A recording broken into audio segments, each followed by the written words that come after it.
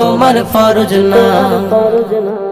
বছর শেষে হলে জানুয়ারি এলে রাস্তা ঘাটে কত শয়তানের দেখা মেলে।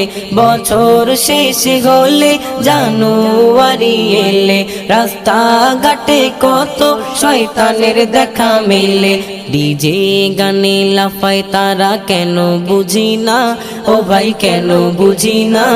বুঝলে বুঝপাতা, না বুঝলে আর গান বাজনা হই হুল্লোড় তোমার ফরজ না, ও ভাই তোমার ফরজ না।